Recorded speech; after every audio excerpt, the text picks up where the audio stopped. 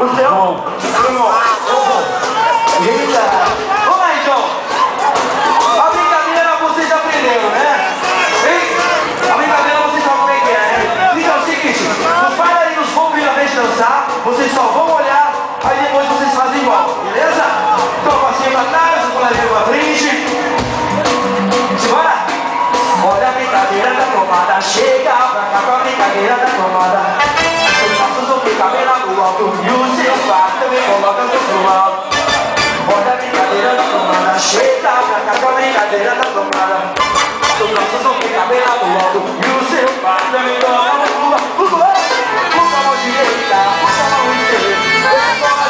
Vai, encaixa, encaixa, encaixa, encaixa, encaixa, encaixa, mexe a caixa, encaixa, encaixa, encaixa, encaixa, encaixa, encaixa, mexe a caixa, encaixa, encaixa, encaixa, encaixa, encaixa, encaixa, mexe a caixa, encaixa, encaixa, encaixa, encaixa, mexe a caixa.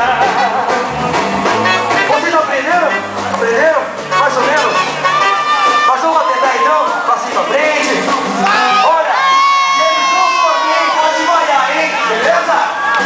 Simbora, preparado?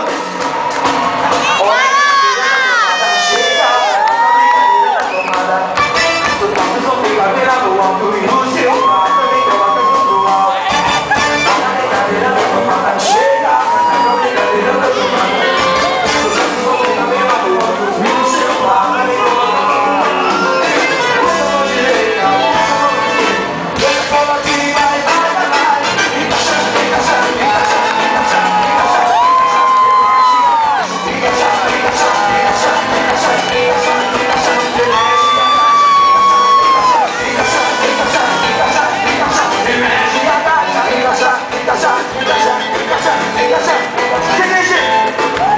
Quem gostou dá um grito.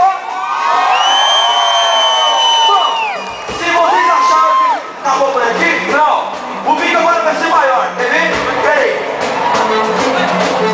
Vai embora um pouquinho da garrafa. Bora, bora. Cadê o pai? Tudo na boquinha da garrafa.